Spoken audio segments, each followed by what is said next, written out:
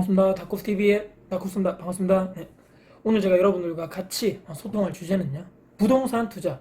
반드시 이기는 방식으로 투자를 하자입니다. 자, 어떻게 하면 이기는 방법으로 내가 부동산 투자할 수 있을 것인가? 평범한 내가, 나 부동산 잘 모르는데 너는 부동산 이렇게 뭐 잘 이렇게 하면 수익 잘 오르고 하지 않는가? 그러면 또 반대로, 부동산 나와가는 거리가 멀어.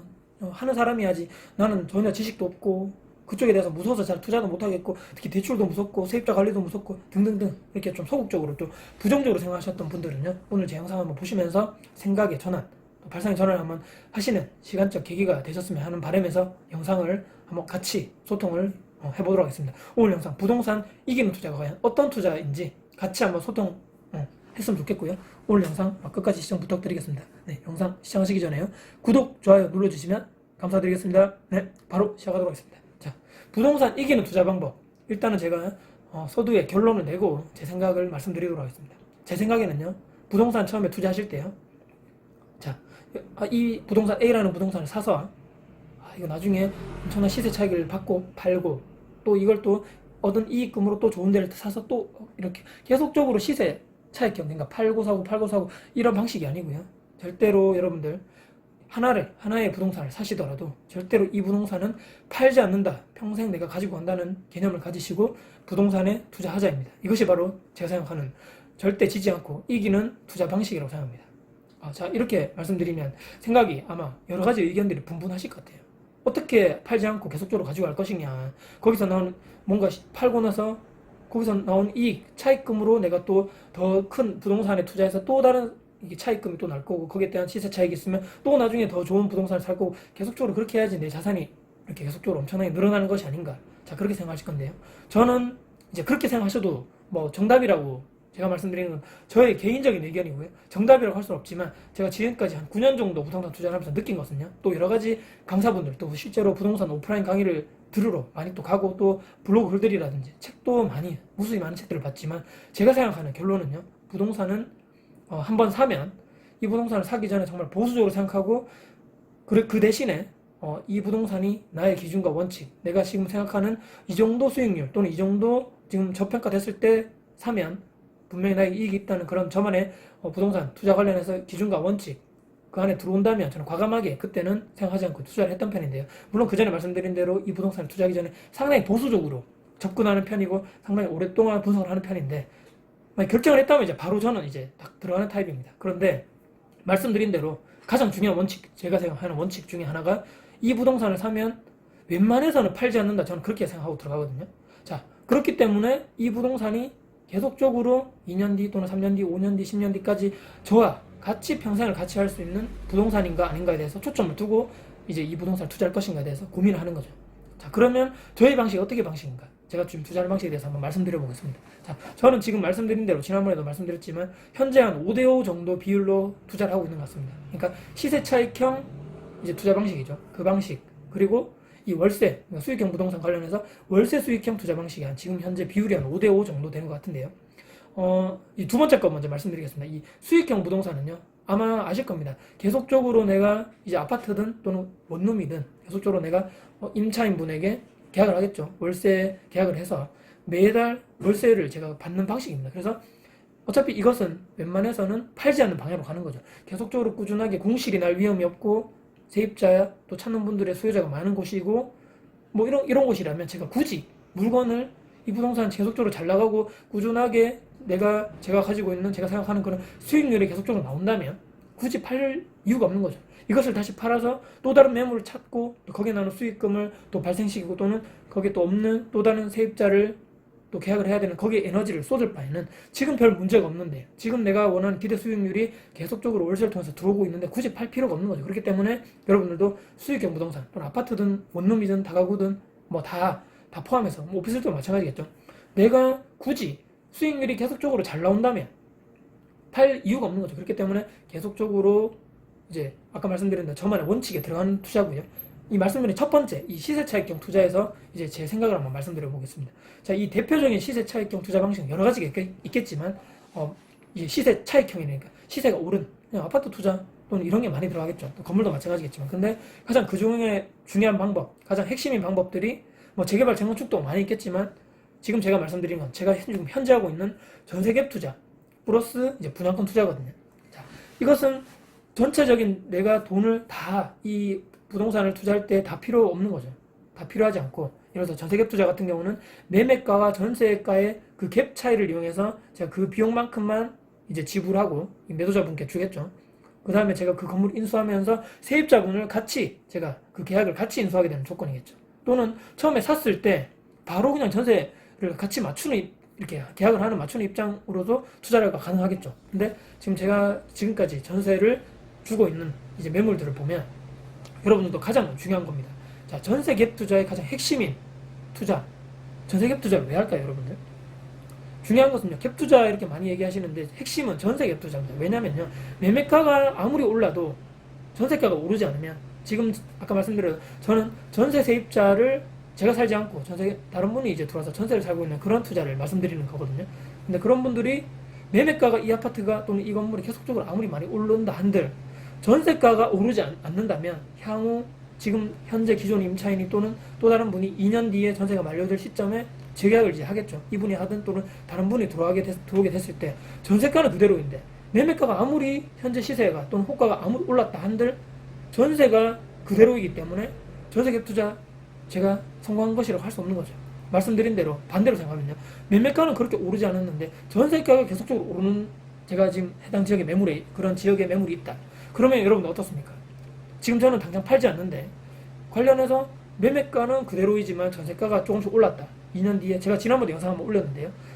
가만히 2년 뒤에 이제 전세가 올라면 이 기존 임차인분과 제가 재계약을 했을 때 이 차익금만큼 다시 제가 환수를 받는 거죠. 제가 투자했던 돈에 예를 들어서 2천만 원이 전세가 올랐단 말입니다. 그러면 2년 뒤에 재계약할 때는 이제 전세 사는 분이 저에게 2천만 원을 다시 주고 그 오른 전세만큼만 재계약을 하게 되는 거죠. 또는 이분이 나가시더라도 현재 전세 시세가 올랐기 때문에 다른 분이 그 시세대로 맞죠. 이렇게 다른 부동산을 통해서 계약을 해서 들어오게 됐을 때 기존 이제 세입자 2천만 원 낮은 그 예를 들어서 1억 6천에 기존에 그 전세금이 되었다면 만약 2천이 올랐습니다. 그럼 1억 8천이죠.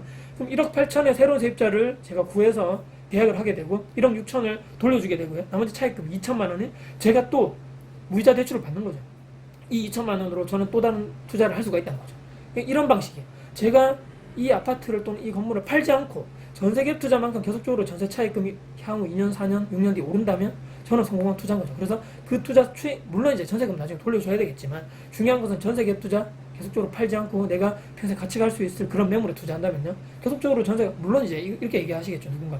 전세갭 투자 그 누가 계속적으로 오르는 게 어딨어, 세상에. 계속 오르면 떨어질 때도 있고, 물론 맞습니다. 조정받을 때도 있고 떨어질 때도 있겠죠. 그렇지만 제가 아까 말씀드렸잖아요. 처음에 제가 투자를 했을 때 상당히 보수적으로 이 지역에 이 아파트에 또는 이 건물에 전세갭 투자를 했을 때 향후 계속적으로 내가 가지고 간다는 생각하에 전세가 계속적으로 꾸준하게 물가 상승률 이상으로 오를 만한 지역에 해당되는 매물인가, 그거에 대해서 많은 신중한 고민과 분석을 한다고 제가 말씀드렸는데요. 거기에 해당되는 매물이라고 생각하기 때문에 뭐 2년 뒤 또는 4년 뒤에 아무리 시세 차익이 됐다 해도 팔지 않는다는 거죠. 특별한 상황이 아닌 이상이에요. 그렇게 제가 말씀드린 대로 전세갭 투자 관련해서 계속적으로 내가 평생 동안 같이 갈 만한 매물인가에 대해서 생각을 하고 투자를 한다는 거죠.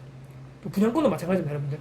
분양권 투자도 여러분들 아시겠지만 물론 이제 내가 청약을 해서 당첨돼서 하는 투자도 있겠지만 거의 당첨 확률이 낮기 때문에 예를 들어서 제가 했던 방식은 초반에 분양 이제 우리 당첨 발표 나고 한 지 얼마 안 된 처음에 초반 프리미엄이 낮은 상태에서 전매 제한이 없는 지역에 이제 제가 프리미엄을 낮은 가격에 주고 들어가는 거죠. 물론 아무 때나 들어가면 안 되는 거죠. 아까 말씀드린 대로 분석을 하는 거죠. 향후 2년 뒤 또는 4년 뒤에 입주 물량, 그 동일 지역의 입주 물량 또는 분양 물량에 대해서 판단을 하고 난 뒤에 2년 뒤 정도 되면 현재 분양가보다는 2년 뒤에 좀 올라가겠다. 이 정도 돼서 생각을 하고 들어가는 거겠죠. 제 나름대로의 투자 원칙에 대해서 생각하고 들어가는데 이 분양권 투자를 제가 지금까지 계속 꾸준하게 했던 방식도 마찬가지입니다. 분양권 투자를 해서 향후 이제 초기 프리미엄을 제가 주고 제가 분양권을 이제 제가 가져오겠죠, 권리를. 그럼 2년 뒤에 또는 2년 반 뒤에 입주를 다 건설사가 다 지어서 입주를 한 시점에 저는 제가 그때 처음에 프리미엄을 주고 또 초반 뭐 분양권 투자하신 분들 알겠지만 분양권을 처음에 내가 한다는 것은 10% 정도 또는 15% 정도 계약금은 제가 있어야 되거든요. 돈과 아까 말씀드린 대로 제가 초반 프리미엄이 낮은 지역에 들어간다고 했기 때문에 매도자분께 초반 프리미엄을 제가 주고 정식적으로 그 권리를 가져오게 됩니다. 그러면 나중에 입주 시점, 처음에 이제 10에서 15%의 돈을 제가 지불을 했겠죠. 또 더하기 플러스해서 초반 프리미엄에 되는 금액을 투자를 한 거죠.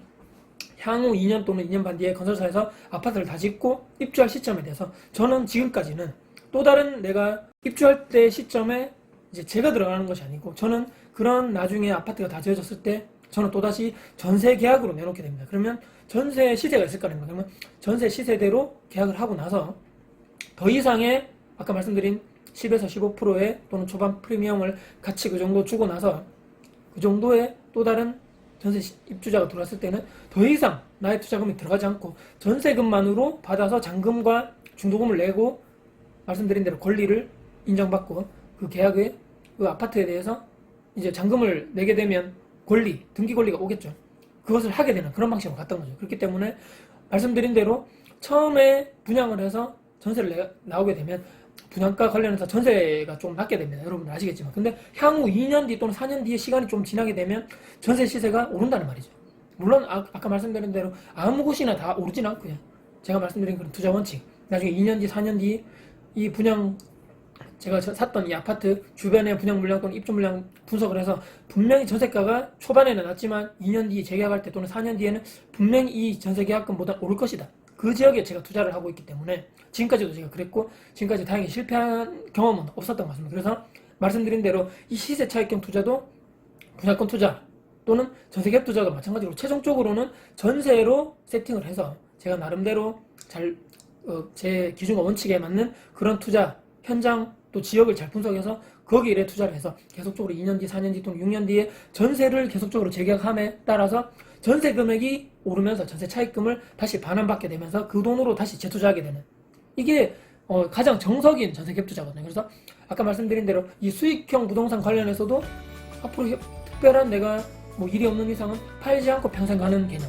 그리고 아까 말씀드린 대로 이 시세 차익형 투자 방식인 제가 지금 하고 있는 전세 갭 투자와 분양권 투자도 마찬가지로 처음에 투자금이 들어가겠지만 계속적으로 시간이 흘러감에 따라서 전세 시세가 오를 수 있는 지역에 투자를 해서 계속적으로 2년 뒤, 4년 뒤, 6년 뒤에 전세를 재계약함에 있어서 팔지 않고 전세가 오르는 그래서 전세 차익금만큼 계속적으로 다시 반환받아서 그 돈을 다시 재투자할 수 있는 그렇게 이제 투자를 해서 계속적으로 자산의 규모를 늘려간다는 거죠. 그렇기 때문에 아까 말씀드린 초반에 오늘 제 주제 부동산 일반 평범한 사람들이 어떻게 이기는 투자를 할 수 있을 것인가에 대해서 지금 제가 생각하는 것은 계속적으로 많이 사고 팔고 세금도 많이 내고 이런 방식보다는 꾸준하게 평생 나와 같이 갈 수 있는 부동산에 보수적으로 처음에 분석을 잘해서 들어가서 계속적으로 팔지 않고 가는 월세 수익은 월세 수익대로 계속적으로 받고 시세 차익형 투자 방식인 전세 갭 투자 또는 분양권 투자를 해서 계속적으로 전세 차익금만큼 나에게 다시 2년 뒤, 3년, 4년 뒤에 계속적으로 그 차익만큼 전세금이 오른 차익만큼 다시 돌아오는 시스템으로 여러분들이 계속적으로 세팅을 한다면 분명히 저는 지지 않고 분명히 우리 평범한 사람들도 부동산을 통해서 이길 수 있는 투자 분명히 우리도 자산의 규모를 늘리고 계속적으로 현금흐름이 발생할 수 있는 투자를 우리는 분명히 할 수 있다. 저는 이렇게 지금 저도 평범한 사람의 입장에서 한번 말씀드려봤습니다. 지금까지 제가 했던 투자 방식 중에 가장 핵심인 아직 2가지 방식이라고 생각하시면 될 것 같습니다. 자, 오늘도 이렇게 제 나름대로 저의 경험과 제 생각을 여러분들께 부동산 이기는 투자에 대해서 한번 말씀드려봤습니다. 혹시나 여러분들 혹시 도움 되셨습니까? 네, 도움 되셨다면요. 오늘도 구독, 좋아요, 알람 눌러주시면요. 다음에도 제가 더 좋은 더 도움을 드릴 수 있는 영상으로 여러분들께 찾아뵐 것을 약속드리겠습니다. 네, 지금까지 영상 끝까지 봐주셔서 너무 감사드리고요. 지금까지 다쿠스TV의 다쿠스였습니다. 감사합니다.